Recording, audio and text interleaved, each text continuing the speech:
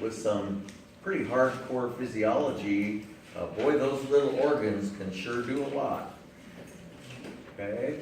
And you may remember that these are the 3 steps that are involved in urine formation, but really, the first 2 are the main ones. Tubular secretion is purely a pH regulation thing. Okay? So glomerular filtration and tubular reabsorption. Remember taking everybody off the bus? Okay? That's the first one, and then we just put the good guys back on. And that's the second one. So the second one, the first one is very non-selective because we take everybody off. And the second one is highly selective because we only put the good guys back on.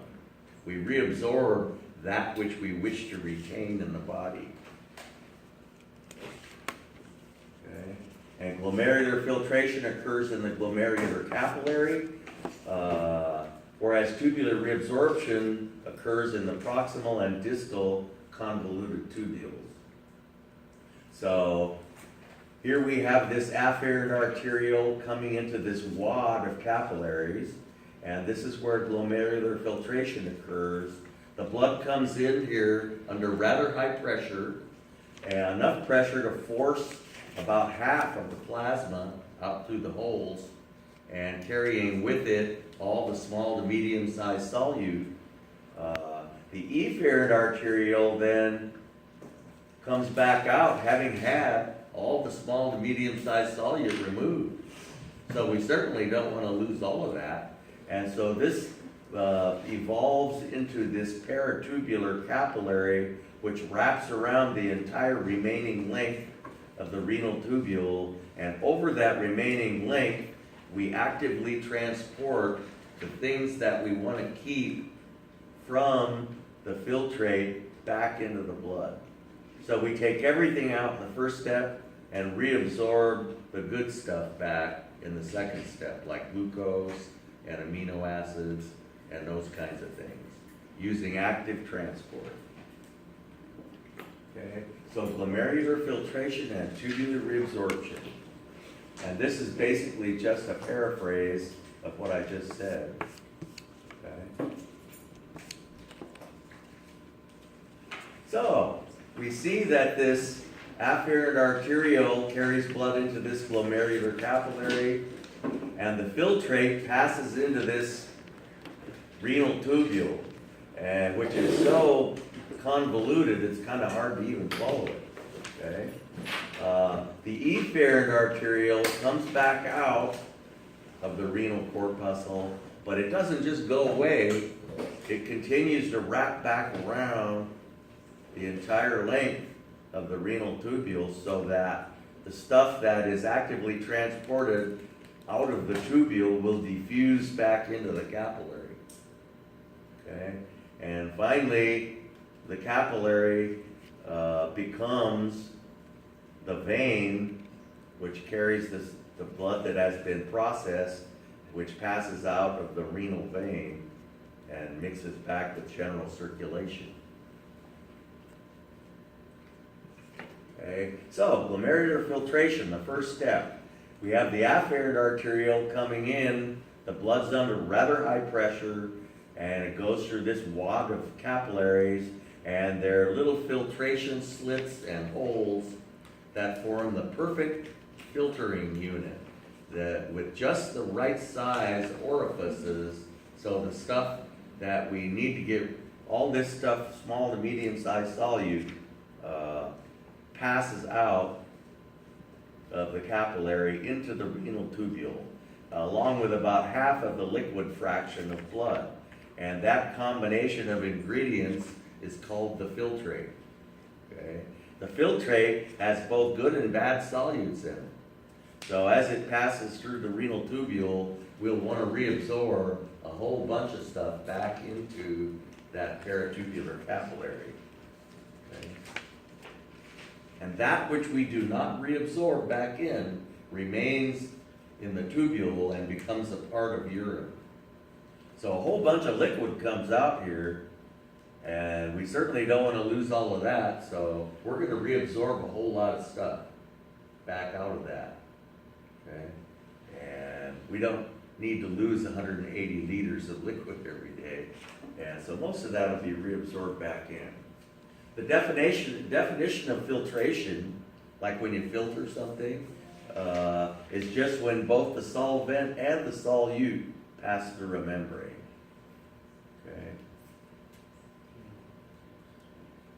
Okay. And so this is what the capillary looks like. It has all kinds of holes, and the combination of the holes and the slits provide a perfect filtering orifices, the perfect size, so that which we wish to pass out passes out of the blood and becomes a part of the filtrate. And books are full of pretty pictures showing these filtration slits. And here we have filtration, glomerular filtration, okay? And the combination of the slits and the holes, out of about 10 different textbooks, all kinds of pretty pictures. The slits in the holes, slits in the holes, slits in the holes. Okay. So, remember when we talked before about capillaries, we talked about the forces acting on the liquids inside and outside the capillaries. And it's these forces that determine how much liquid is going to pass out and how much is going to remain inside of the capillary.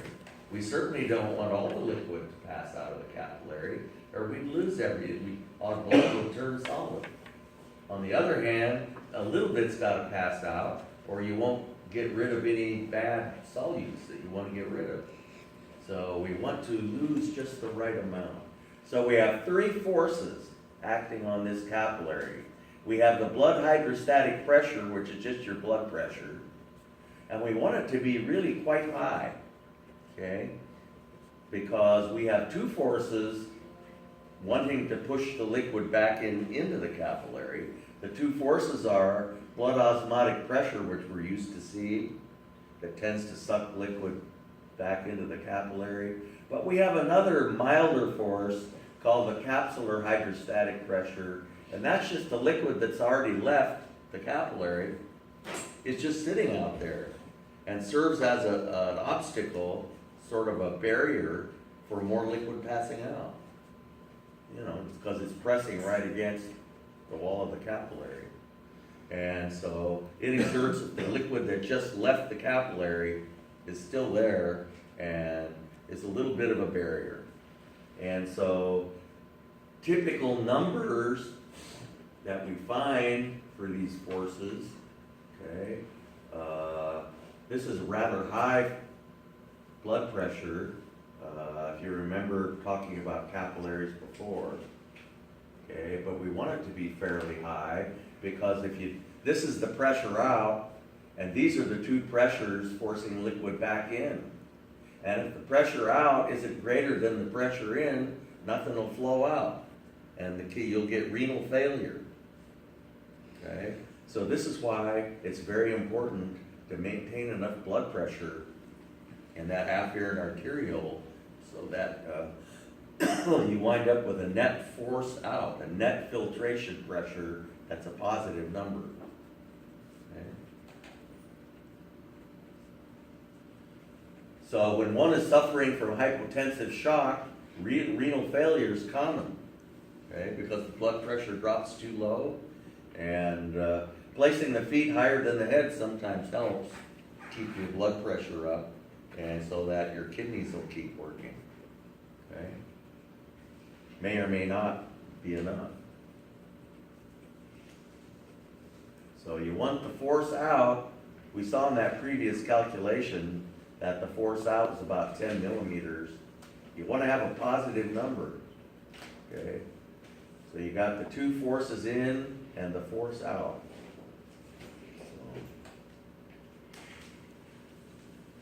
So I've got a quiz question that gives a bunch of numbers, you know, for these three values, and it's left to the student to figure out what the net filtration pressure is. Okay? And so be able to do that little calculation. not too hard. Okay, that I showed you in that previous slide.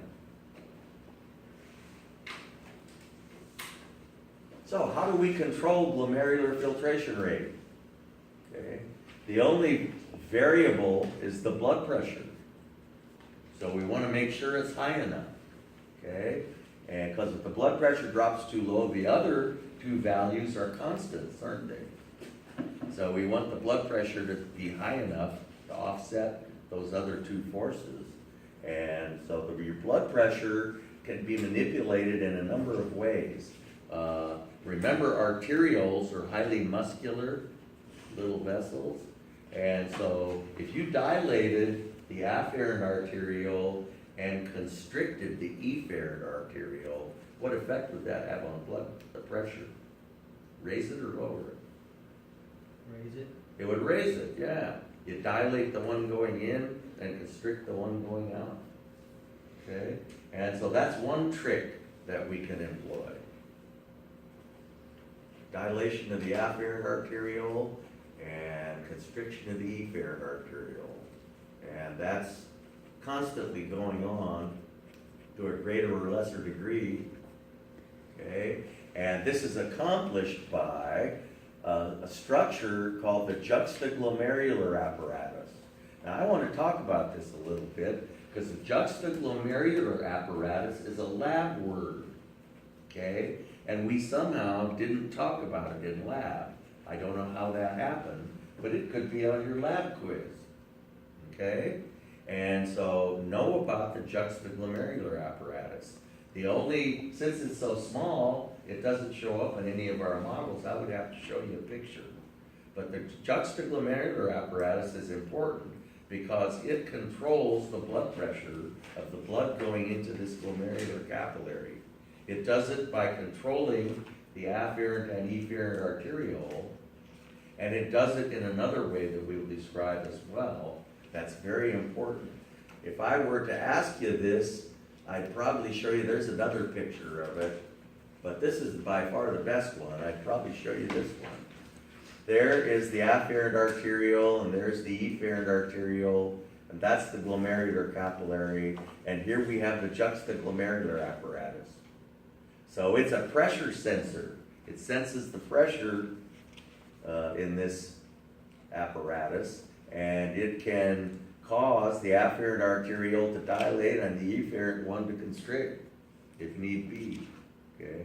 It also secretes a substance called renin, which raises the blood pressure in a profound way that we will see. Okay, so know about the juxtaglomerular apparatus, because you might get it on the lab quiz. Okay, and it regulates the constriction or dilation of the afferent and efferent arterioles. If you look at your lab word list, you'll see that that's on there. Okay, and if the pressure isn't high enough, it'll cause the release of renin. Renin is a very important substance in the body.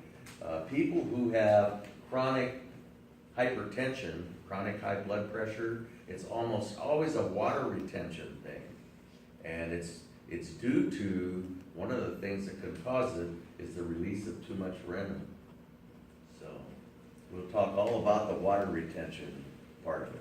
The juxtaglomerular apparatus maintains a constant glomerular filtration rate of about 130 milliliters per minute. It's important to keep track of the units in these things that we're going to be talking about. A milliliter, you guys know what a milliliter is? All good nurses should know what a milliliter is.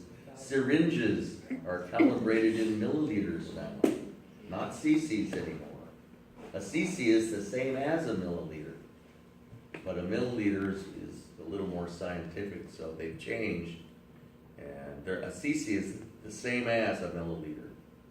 Okay, so a milliliter, there are 1,000 milliliters in a liter, and you know, your typical syringe is 3 milliliters. That's sort of the standard size. And some of them are only 1 milliliter though, like for diabetics. And biggest one you'll ever see is usually 10 milliliters. And so that sort of give you some handle on the fact that 130 milliliters per minute, that's quite a bit of liquid being filtered every minute. And if you do the math, if this goes on for 24 hours, you come up with a large volume of liquid being filtered. So that's kind of a number we will see again and again and again. Okay? Glomerular filtration is very non-selective. It's just anything that's the right size to go through the hole goes through it. Okay? And that's where we take everybody off the bus, both the good guys and the bad guys. We lose good solutes into the filtrate, like glucose, which we don't want to lose. Does glucose show up in the urine? Absolutely not. Okay? So if you get a UA done, and if you see glucose in the urine, it's cause for huge concern. Okay? It's another sign of diabetes. Sign of diabetes, and we'll see exactly why that is. Okay? So, the glomerular filtration rate, about 130 milliliters per minute. Okay?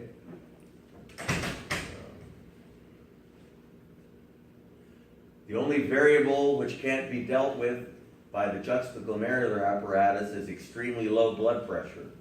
So if you've got extremely low blood pressure, you're hurt. And something needs to be done about it. You're in a state of shock. Okay?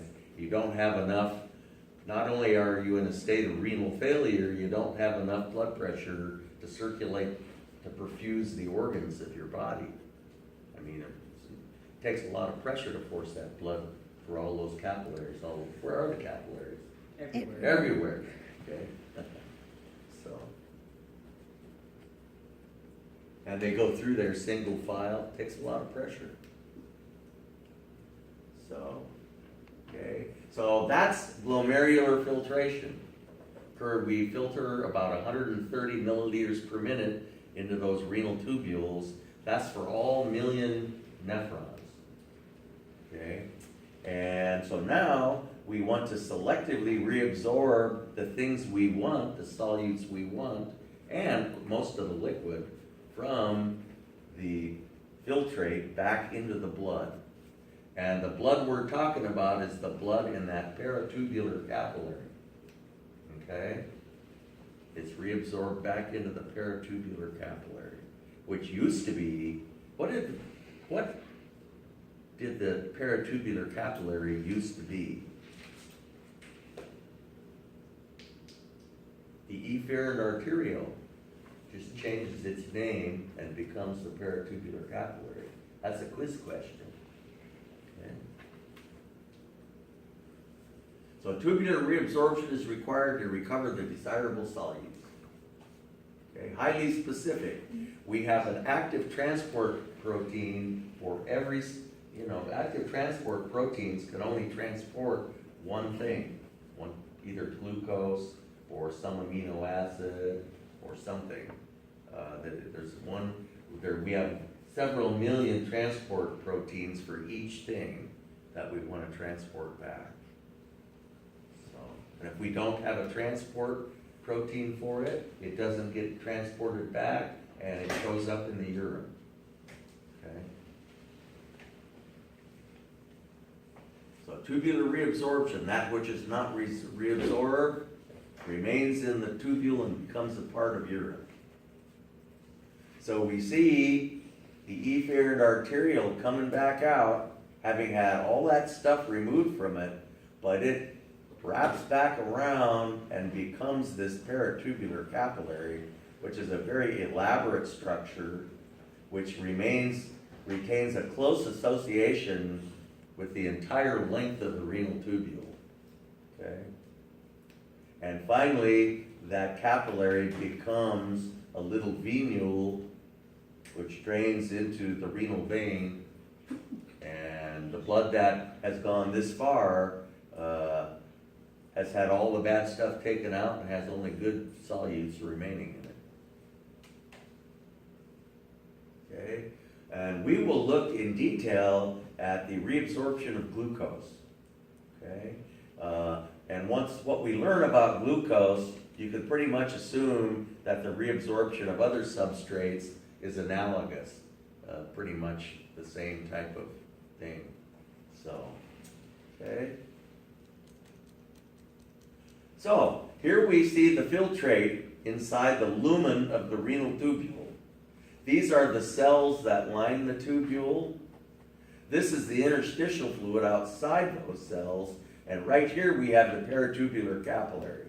And so we have transport proteins located in the cell membranes of those cells, and like we've got one for sodium ion, and we've got one for glucose, we've got one for amino acids, and some other ions and vitamins, and other things. And anything that gets transported out of the filtrate crosses easily and diffuses into the peritubular capillary. Okay? Anything that doesn't get actively transported remains in the filtrate and becomes a part of urine.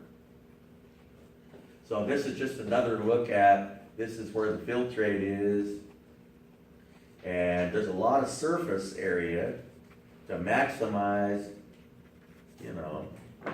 active transport of all of those solutes we want to retain. The solutes are transported through the cell, out of the cell, and into the peritubular capillary. So each substance that we actively transport out of the filtrate has what is called a tubular maximum. You can look it up in a book. It's pretty much a constant, for most people, have about the same number, and it describes how many milligrams. So what kind of unit is a milligram? A very small one. It's a unit of weight, isn't it? So it describes how many milligrams of substrate can be transported back into the blood per minute. Milligrams per minute, okay? And so, per minute. When the glomerular filtration rate of something, so if you're filtering, well, you'll see what this statement means. When the glomerular filtration rate equals the rate of tubular reabsorption per minute, then that means we can't reabsorb it all. All the stuff we filtered can't be reabsorbed, and so it's going to show up in the urine. Okay. The tubular maximum for glucose is 360 milligrams per minute. 360 milligrams of glucose is a little pile. If you made a little pile on the table, a little mound of it, it's about as much as is in the old-fashioned aspirin tablet, 5-grain tablet. It's almost exactly, a grain is 62.5 milligrams. So it's a little pile of white powder. And so we can reabsorb one of those little piles every minute, okay? So the tubular maximum varies for different substrates. It's something you look up in a book. So for an average sized person, the tubular maximum is 360 milligrams per minute. So for filtering more than that, in the first step, the glomerular filtration step, then we won't be able to reabsorb it all, and it'll show up in the urine. Okay. So here we see the amount of glucose filtered in milligrams per minute, and we see that as long as we filter less than 360, we reabsorb it all. But the moment we start filtering more than 360, we don't reabsorb any more than 360, and we start to excrete it in the urine. Okay? That's kind of a difficult graph to read. So, a typical individual filters blood plasma. Remember we said the glomerular filtration rate was about 130 milliliters per minute. So this is milliliters per minute. That's a unit of liquid volume. Okay? So remember, a milliliter is a unit of volume is equal to 1 cc. So a typical individual has a blood glucose level of about 100. And you should start to ask yourself when you see these values, if you get your blood work done and you see the numbers come back, you should start to ask yourself, what are the units on those numbers? The units for cholesterol and glucose are milligrams per deciliter, which is, deciliter is kind of a strange unit. Don't ask me why they use a deciliter. It's a tenth of a liter. A deciliter is the same as 100 milliliters.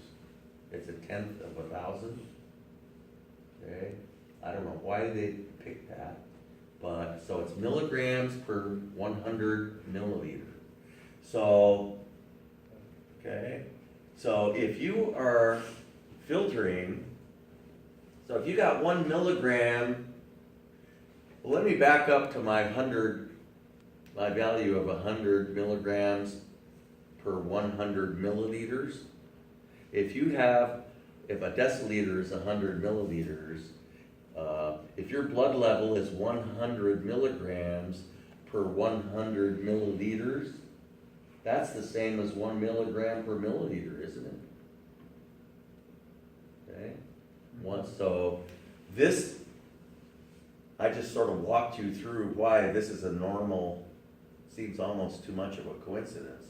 But 1 milligram per milliliter is what most of us are walking around with, roughly, as a blood glucose level.